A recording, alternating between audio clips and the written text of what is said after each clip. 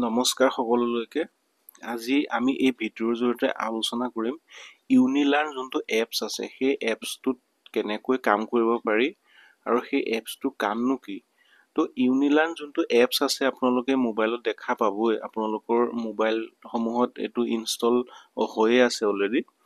তো এই ইউনিলাৰ্ণ এপছটোত আপোনালোকক ECC ডেৰ ওপৰত ইয়াতে প্ৰশিক্ষণ প্ৰদান কৰা হ'ব। ইয়াতে 14টা মডিউল থাকিব আৰু সেই মডিউল কেইটা আপোনালোকে পৰ্যায়ক্ৰমে ফাৰ্ষ্ট মডিউল, ছেকেণ্ড মডিউল তেনেকৈ 14টা মডিউল সম্পূৰ্ণ কৰিব লাগিব। আৰু এইটো সম্পূৰ্ণ কেনেকৈ কৰিব, ইয়াতে কি কি সেটিংছ আছে সেই বিষয়ে আমি আজি এই ভিডিঅ'টোত আলোচনা কৰিম। তো প্ৰথমতে আপোনালোকে এনেকে মোবাইলত দেখা পাবই, ইউনিলাৰ্ণ এপছটো আপোনালোকে দেখা পাব। ইয়াতে যিসকলে নিজৰ মোবাইল ফোন ব্যৱহাৰ কৰি আছে তেখেতসকলে কি কৰিব লাগিব, প্লে ষ্টৰত যাব লাগিব। মানে ধৰক এনেকুৱা হয় কিছু সংখ্যকৰ ধৰক মোবাইলটো কিবা ইছ্যু থাকিব পাৰে। তো তেনে ক্ষেত্ৰত নিজৰ মোবাইলত প্লে ষ্টৰত যাব লাগিব। প্লে ষ্টৰত গৈ আপোনালোকে চাৰ্চ কৰিব লাগিব ইউনিলাৰ্ণ বুলি প্লে ষ্টৰত চাৰ্চ কৰি দিব। চাৰ্চ কৰাৰ লগে লগে এনেকে এপছসমূহ দেখা পাব। ইয়াতে বিভিন্ন ষ্টেটৰ কাৰণে বেলেগ বেলেগ আছে। তো প্ৰথমতে দেখা পাব ইউনিলাৰ্ণ আছাম, বা ছেকেণ্ডত তেনেকে থাকিব উত্তৰ প্ৰদেশ, মধ্যপ্ৰদেশ, সকলোবোৰ থাকিব। আমি ইউনিলাৰ্ণ যোনটো আছাম বুলি থাকিব প্ৰথমতে, সেই ইউনিলাৰ্ণ আছামটোতে আমি ক্লিক কৰি দিম। তো ইউনিলাৰ্ণ আছাম ক্লিক কৰাৰ পিছত এনেকে কাষতে ইনষ্টলটো থাকিব। তো ইনষ্টলত আমি ক্লিক কৰিম। ইনষ্টলত ক্লিক কৰাৰ পাছত অকণমান সময় ৰখিব লাগিব। ইনষ্টল হৈ আছে। তো তাৰ কাষতে যোনটো অপেন আছে আমি অপেনত ক্লিক কৰি দিম। প্লে ষ্টৰৰ পৰা ডাউনলোড কৰাৰ ক্ষেত্ৰত এইটো এলাউ কৰিম আমি। এই প্ৰচেছটো সম্পূৰ্ণ সেইসকলৰ বাবে যোনসকলে অফিচৰ মোবাইলটো ইউজ কৰা নাই, ধৰক নিজৰ মোবাইল ফোনটো ইউজ কৰি আছে, বিভিন্ন অসুবিধাৰ কাৰণে নিজৰ মোবাইলটো ইউজ কৰি আছে, সেইসকলৰ কাৰণে এই অপশ্যনটো। তাৰপিছত ইয়াত লগইন ইউজাৰ আইডি পাছৱৰ্ড। এই ইউনিলাৰ্ণ এপছটো খোলাৰ আগতে আপোনালোকে ছেটিংছত এটা কাম কৰিব লাগিব। তো সেইটো কেনেকে কৰিব আহক আমি চাই লওঁ। মোবাইলটোৰ প্ৰথমতে আপোনালোকে এনেকে ছেটিংছটো উলিয়াই ল'ব। এইটো দেখা পাইছে ছেটিংছ, এই ছেটিংছ অপশ্যনটোত এনেকে ক্লিক কৰিব লাগিব। তো ক্লিক কৰাৰ পাছত আপোনালোকে ইয়াতে তললৈ আহিব, এইটো এপছ দেখা পাব, এপছ বুলি থাকিব। এই এপছটোত ক্লিক কৰিব। এপছটোত ক্লিক কৰাৰ পিছতে ইয়ালে তললৈ আহিব, এই চি অলত আপোনালোকে ক্লিক কৰিব লাগিব। ক্লিক কৰালে ইয়াত যিমানখিনি এপছ আছে মোবাইলটোত সকলো এপবোৰ ওলাই যাব। আমি এনেকে তললৈ আহিম, তলত চাম, আমি ইউনিলাৰ্ণ এপছটো ইয়াত বিচাৰিম। ইউনিলাৰ্ণ এপছটো হয়তো তলত থাকিব পাৰে। GPS লগাই ইউনিলাৰ্ণ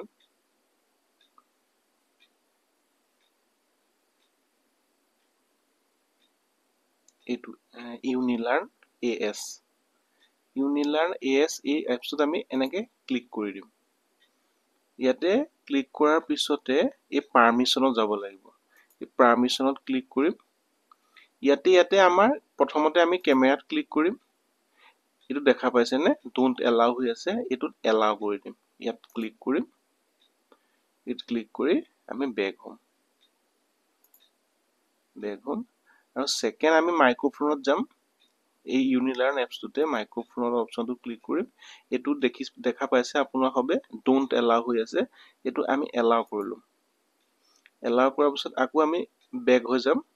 ইয়াতে বেক হৈ যাম। তাৰপিছত থাৰ্ড অপশ্যন লোকেশ্যন আমি এইটো এলাউ কৰিম। এলাউ, তাৰপিছত আকৌ বেক হৈ যাম। তাৰপিছতে আমাৰ মিউজিক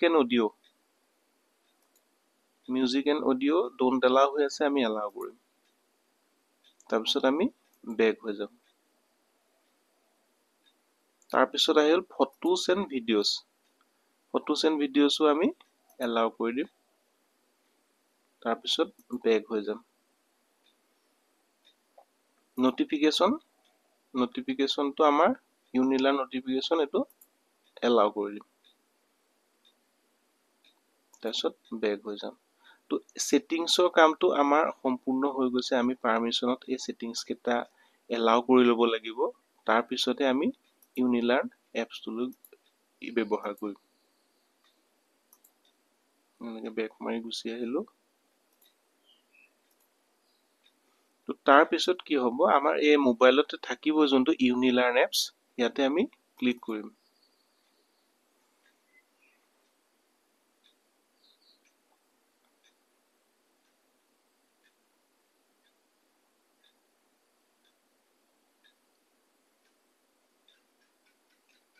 ইউনিলাৰ্ণ এপছটো ক্লিক কৰাৰ পিছত আপোনালোকে দেখা পাইছে ইয়াতে ID পাছৱৰ্ড লাগিব। ইয়াতে ID পাছৱৰ্ড আপোনালোক সকলোৱে পাইছে অলৰেডি। ID পাছৱৰ্ডটো ইয়াতে এণ্টাৰ কৰিব লাগিব। এনেদৰে আমি আইডিটো ইয়াতে এণ্টাৰ কৰিব লাগিব, ID পাছৱৰ্ড। ID পাছৱৰ্ডটো এণ্টাৰ কৰাৰ পিছতে আমি এই লগইন অপশ্যনটোত ক্লিক কৰিম।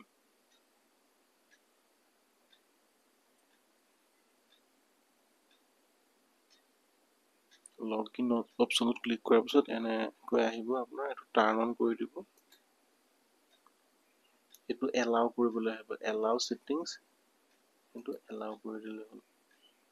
এলাউ কৰি বেক কৰি দিলে হ'ল। এইটো গতিত কৰি দিব,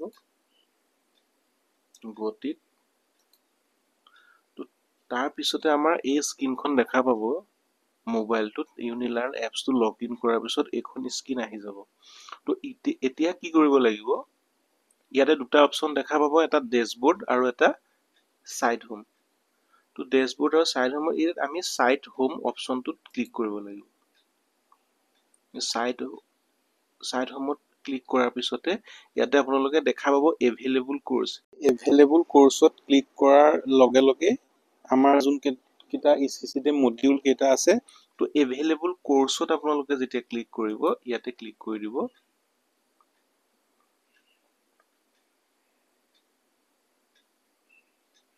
তো দেখা পাব এতিয়া আপোনালোকৰ ইয়াতে কোৰ্চসমূহ আহি যাব। দেখা পাইছে এই কোৰ্চসমূহ আহি গৈছে। তো ইয়াতে প্ৰথমটোত দেখা পাইছে আপোনালোকে ECC কোৰ্চ HI বুলি আছে, মানে এইটো ECC কোৰ্চ আপোনালোকৰ হিন্দী, এইটো হিন্দীত আছে। তাৰপিছত ছেকেণ্ড যোনটো অপশ্যন আছে ECC কোৰ্চ EN মানে ইংলিছ। তাৰপিছত থাৰ্ড যোনটো কোৰ্চ আছে ECC কোৰ্চ AS, এইটো আছামিজ বা আছাম।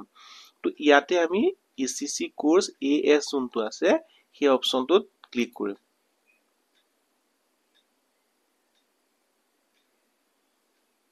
দেখা পাইছে আপোনালোকে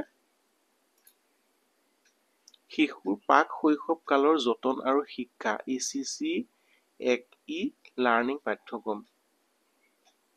তো এইটো আপোনালোকে অসমীয়াত পাব এইটো কোৰ্চ। তাৰপিছত আমি কি কৰিম, ইয়াত তললৈ আহিম, আমাৰ শ্ৰদ্ধাৰ সঞ্চালক মহোদয় ওমেন এণ্ড চাইল্ড ডেভেলপমেণ্ট ডিপাৰ্টমেণ্টৰ। তো ইয়াতে দেখা পাব আপোনালোকে মডিউল 1 প্ৰাৰম্ভিক বছৰ আৰু মগজুৰ বিকাশ।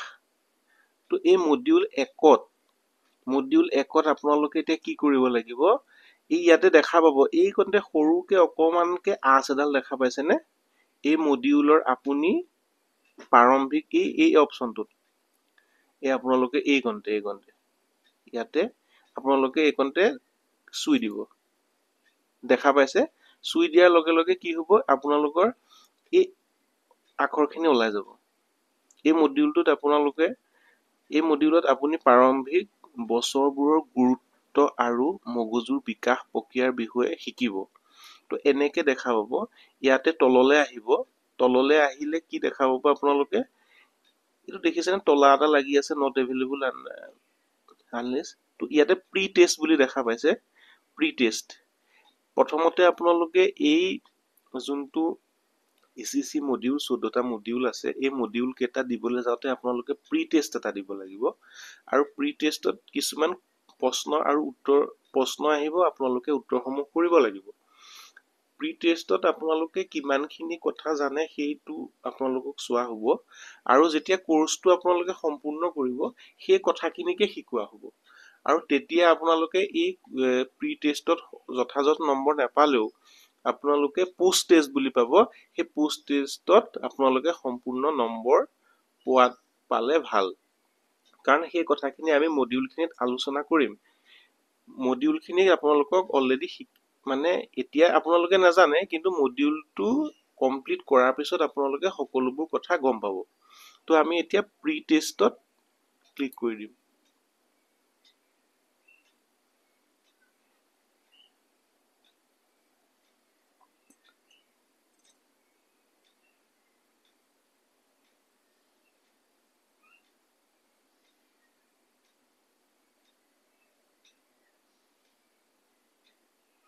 দেখা পাইছে প্ৰি টেষ্ট তাৰপিছত আপোনাৰ এই স্ক্ৰীনখন আহিব attempt quiz now ইয়াতে অপচনটোত ক্লিক কৰিব লাগিব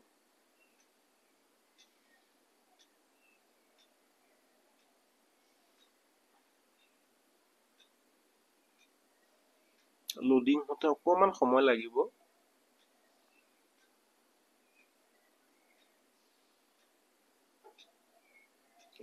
আপোনালোকৰ এতিয়া ইয়াতে কুৱেশ্যন এনসাৰ সমূহ আহি যাব তো ইয়াতে আপোনালোকে এই কুৱেশ্যন এনসাৰ সমূহ কৰিব লাগিব প্ৰথম কুৱেশ্যনটো সুধিছে ইয়াত চাওকচোন জন্মৰ সময়ত কেঁচুৱাৰ মস্তিষ্কৰ ওজন প্ৰাপ্তবয়স্ক মস্তিষ্কৰ ওজনৰ কিমান শতাংশ তো ইয়াতে আপোনালোকৰ এনেদৰে কুৱেশ্যনখিনি আহিব উত্তৰসমূহ আপোনালোকে ইয়াতে টিক কৰিব লাগিব 30%, 50%, 80%, 70%. এইটো first question second third fourth এনেদৰে কুৱেশ্যনসমূহ ওলাই যাব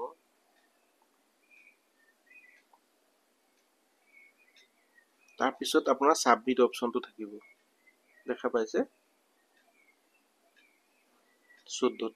14 নম্বৰ অপশ্যন কুৱেশ্যন আনসাৰ এইটো 14 নম্বৰ কুৱেশ্যনৰ পিছতে আপোনাৰ সাবমিট অপশ্যনটো থাকিব ইয়াতে আপোনালোকে এইকেইটা টিক কৰিব লাগিব যোনটো শুদ্ধ হয় ইয়াতে টিক কৰি সাবমিট কৰিব লাগিব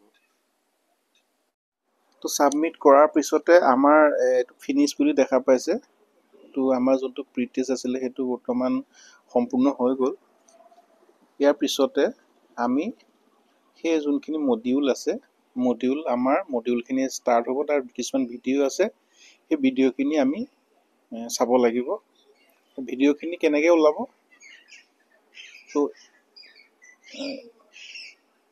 ইয়াত দেখা পাইছে এইটো ইয়াত চুই দিব লাগিব তাৰপিছতে মডিউল 1 ইয়াতে আমি ক্লিক কৰিম মডিউল 1ত ক্লিক কৰিম ক্লিক কৰাৰ পিছত এনেকৈ আপুনি দেখা পাব লোডিং হ'ব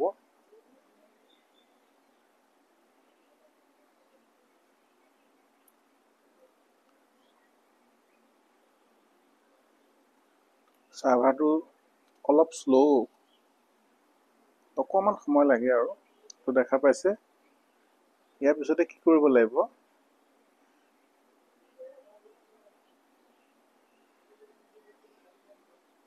এখন আমি অসমীয়াত কথাকেইটা পঢ়ি ল'ম তাৰপিছতে কি কৰিব ইয়াতে প্ৰিভিউ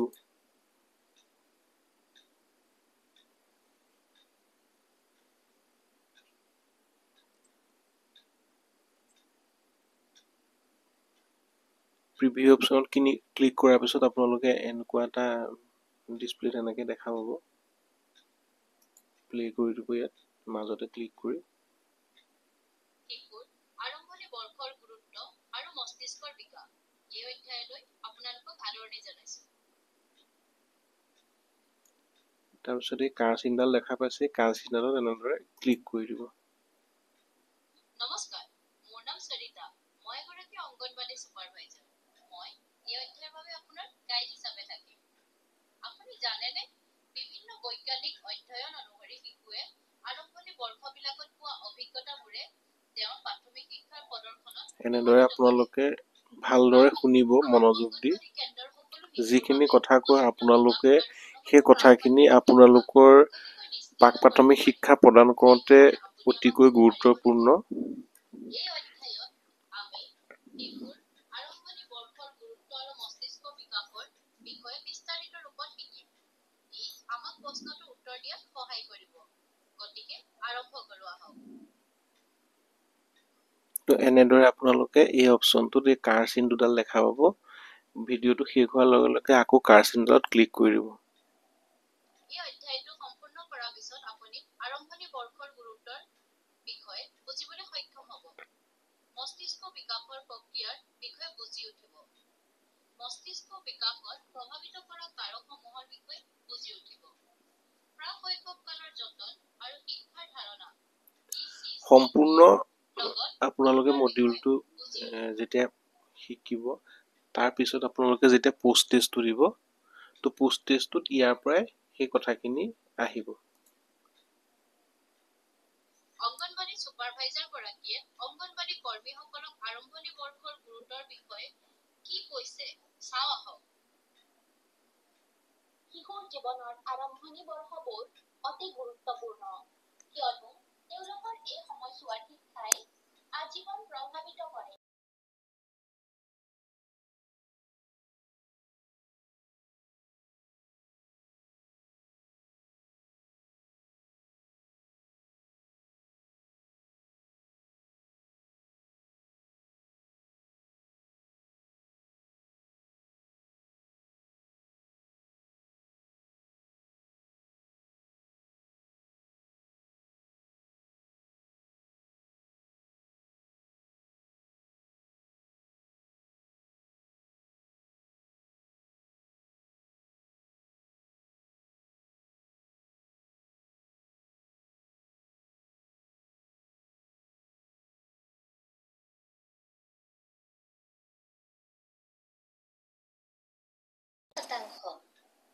যিহেতু কেঁচুৱাটো ইমান সৰু, সেয়ে মস্তিষ্কও সৰু হ'ব, হয়নে?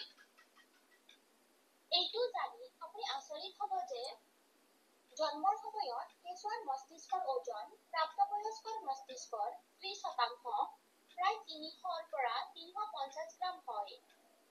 2 বছৰ বয়সলৈ মস্তিষ্কৰ ওজন প্ৰাপ্তবয়স্ক মস্তিষ্কৰ ওজনৰ 80%। 6 বছৰ বয়সলৈ মস্তিষ্কৰ ওজন প্ৰাপ্তবয়স্ক মস্তিষ্কৰ ওজনৰ 90%। এইখিনিতে এটা কথা ক'ব বিচাৰোঁ যে ইয়াতে যোনটো প্ৰথম কুৱেশ্যন আছিলে আমাৰ শিশু মস্তিষ্কৰ কিমান শতাংশ প্ৰথম কুৱেশ্যনটোতে সুধিছিলে, তাৰ উত্তৰটো এই প্ৰথমতে আপোনালোকে পাই গৈছে।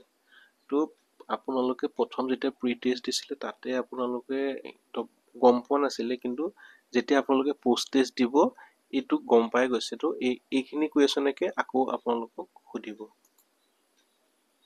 ইয়াৰ পৰাই আমি গম পালো যে জন্মৰ মাত্ৰ কেইবছৰমানৰ ভিতৰতে মস্তিষ্ক কিমান দ্ৰুতগতিত বিকশিত হয়। আপুনি এতিয়ালৈকে কিমান বুজি পাইছে সেইটো চাবলৈ আমি এটা অভ্যাস কৰোঁ আহক।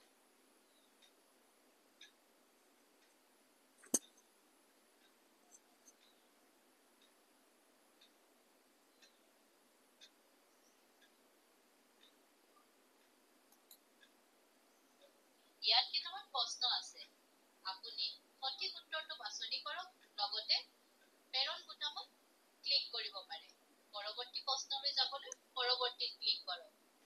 জন্মৰ সময়ত কেঁচুৱাৰ মস্তিষ্কৰ ওজন প্ৰাপ্তবয়স্কৰ মস্তিষ্কৰ ওজনৰ কিমান শতাংশ? 30%, 50%, 80%, 70%।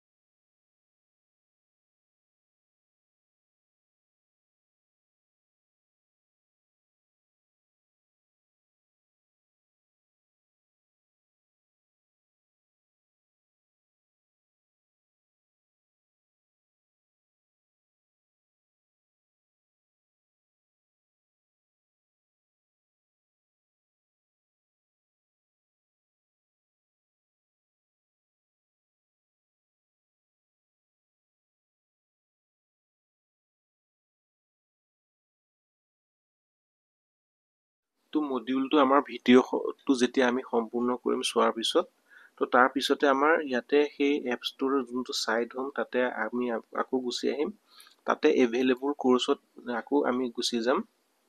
এভেইলেবল কোৰ্চত গুচি যোৱাৰ লগে লগে আমি যোনটো ক্লিক কৰিছিলোঁ চাওকচোন, ECC কোৰ্চ AS যোনটো আছিলে, ইয়াতে দেখা পাইছে আপোনালোকে 4% কমপ্লিট হৈছে। তাতে ক্লিক কৰিব।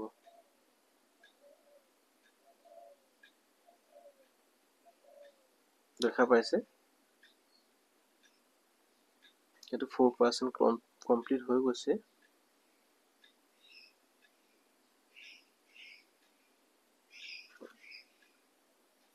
তাৰপিছতে আপোনালোকে যাব লাগিব মডিউল 2। তো এইখিনি কিমান সময়ৰ মূৰে মূৰে আপোনালোকক চুপাৰভাইজাৰ বাইদেউসকলে নিৰ্দেশ কৰিব, আপোনালোকে সেইমতে কোৰ্চসমূহ কৰিলে হ'ল। ইয়াতে মই আপোনালোকক আভাস দিছোঁ কেনেকৈ কৰিব পাৰিব। তো মডিউল 2 ইয়াতে যাব। মডিউল 2ত কি শিকিম আমি? 3 পৰা 6 বছৰীয়া শিশুৰ বিকাশ। 3 পৰা 6 বছৰীয়া শিশুৰ বিকাশৰ সম্পৰ্কে আমি এইটো মডিউলত শিকিব পাৰিম, মডিউল 2।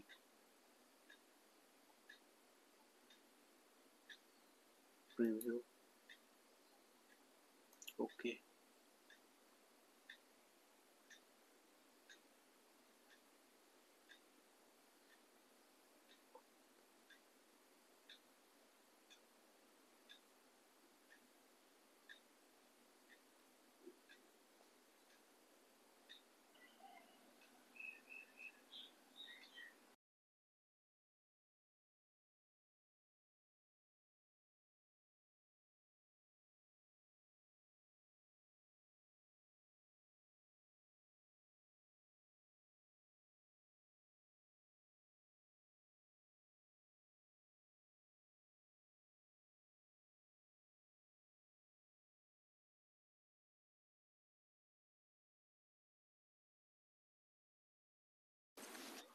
তিনিৰ পৰা 6 বছৰ বয়সৰ শিশুৰ বিকাশ এই মডিউললৈ আপোনালোকক আদৰণি জনাইছো। তো এনেদৰে আমি 2 নম্বৰ মডিউলটো অপেন কৰিছোঁ। তো ইয়াৰ পিছতে এই কাৰচিনডালত এনেদৰে টিক কৰি আমি পেজসমূহৰ বাবে আগবাঢ়িব লাগিব। মই এগৰাকী অংগনবাদী ছুপাৰভাইজাৰ। মই এই মডিউলৰ বাবে আপোনাৰ গাইড হিচাপে থাকিম। অংগনবাদী ছুপাৰভাইজাৰ সৰলাই কৰ্মীসকলৰ সৈতে কি কথা পাতিছে শুনো আহক। এই ছবিখন মনোযোগেৰে চাওক। ইয়াত কি দেখুওৱা হৈছে আপুনি ক'ব পাৰিব নেকি? শিশুৰ বিকাশৰ বিভিন্ন পৰ্যায়। সম্পূৰ্ণ শুদ্ধ। তো এনেদৰে ইয়াতে যিখিনি কথা কয় সেই কথাখিনি আমি নোট ডাউন কৰি যাব লাগিব। বিকাশৰ বিভিন্ন পৰ্যায় আছে। এই মডিউলত আমি প্ৰত্যেক ক্ষেত্ৰ আৰু পৰ্যায়ৰ বিষয়ে বিতংভাৱে